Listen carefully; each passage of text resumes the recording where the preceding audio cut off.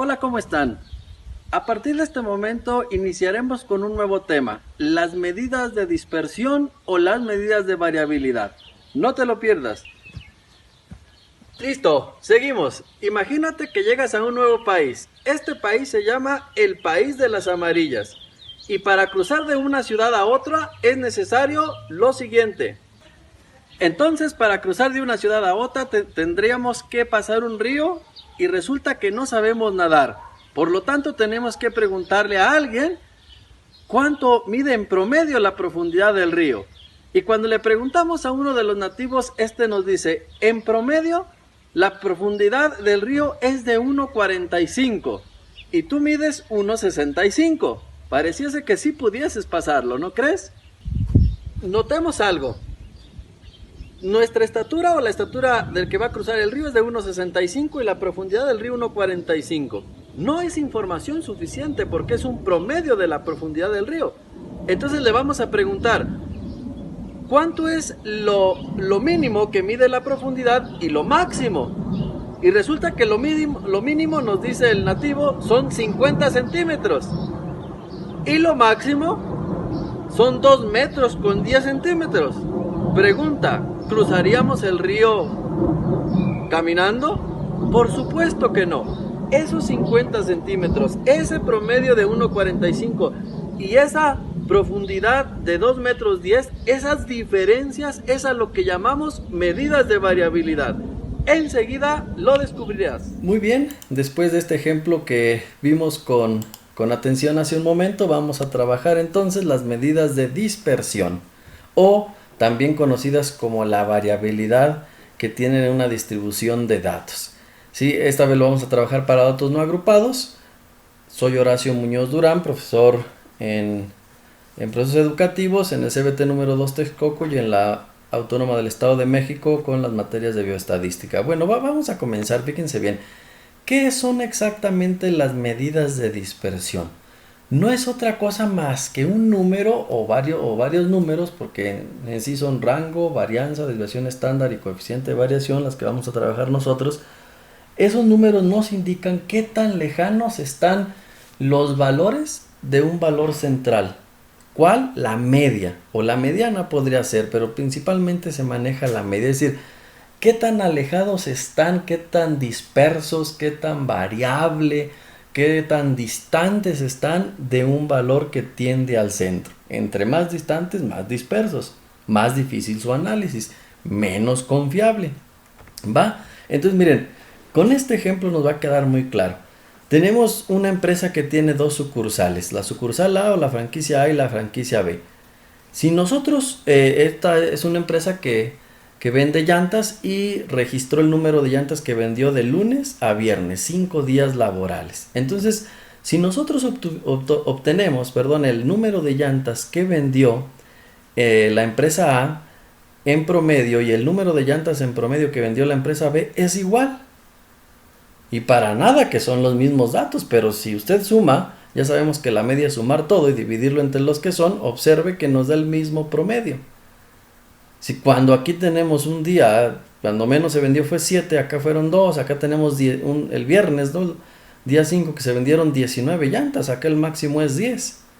Entonces, ¿cuál es más disperso? Pues obviamente la franquicia B, que le fue mejor algunos días que en el A, es otra cosa, pero estamos hablando sobre el comportamiento de los datos. Para eso hice este grafiquito para que entendamos mejor. Estos son los valores del grupo A, de la franquicia de la empresa A. El día, 7 llantas se vendieron un solo día, 8 llantas un solo día, 9 llantas se vendieron 2 días y 10 llantas un día. Vean que están de alguna manera agrupados. Para el grupo B, vean lo que sucede en la empresa B. Desde el día que se vendieron 2 llantas hasta un super día que se vendieron 19. ¿En cuál están más agrupados? ¿En el A o en el B? Obviamente en el A.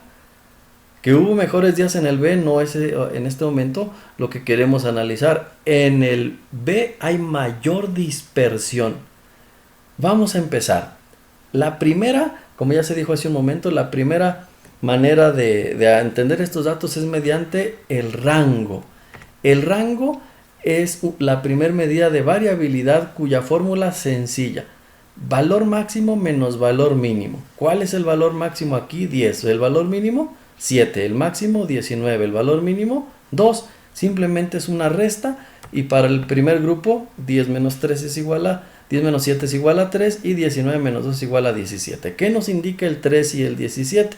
Bueno, el 3 en el primer caso nos está indicando que el promedio de ventas diarias en esta empresa o de ventas a la semana en esta empresa es de 8.6 con un rango de 3, es decir, en un día se vendieron 10 y en otro día se vendieron obviamente 7. Y lo mismo sucedería acá con una interpretación similar pero con estos números. Las limitantes del rango es que solamente contempló dos valores, el mínimo y el máximo, entonces tenemos que entender algunas fórmulas o tener algunas fórmulas que contemplen todos los valores de una distribución. Y la primera es esta, la varianza.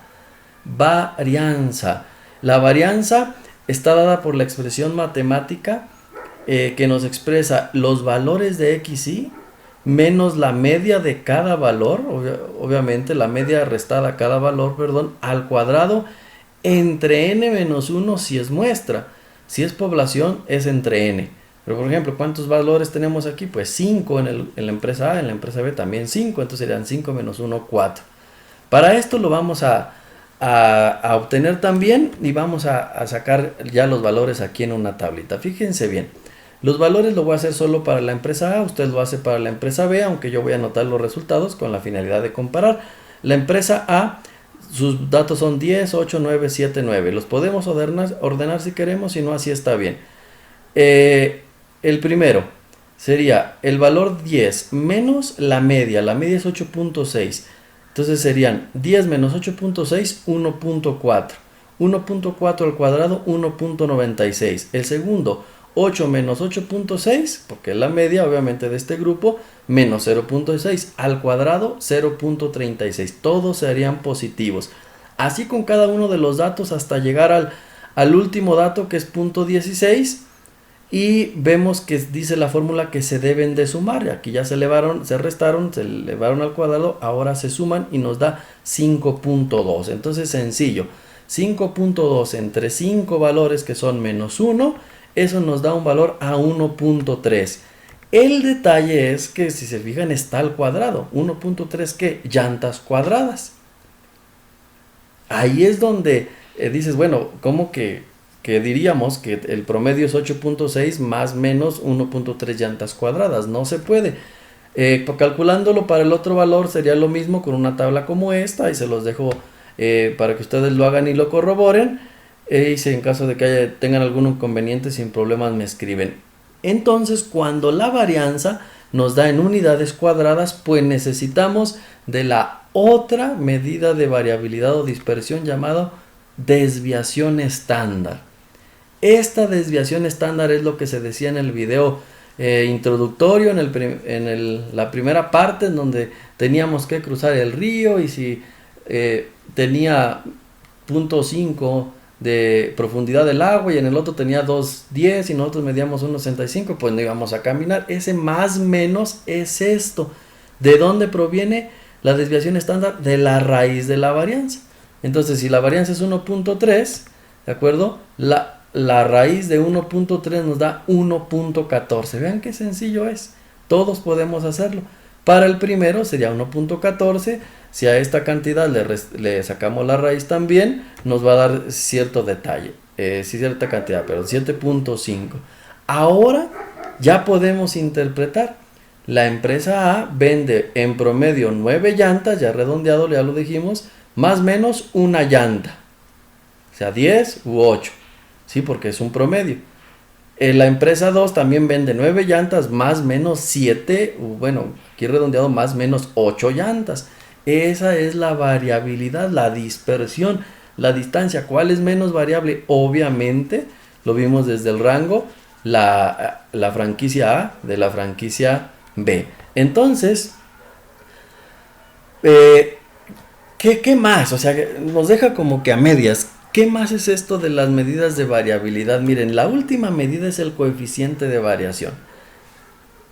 El coeficiente de variación se hace mediante la división de la desviación estándar que ya tenemos, fíjense cómo es una cadenita, ¿verdad?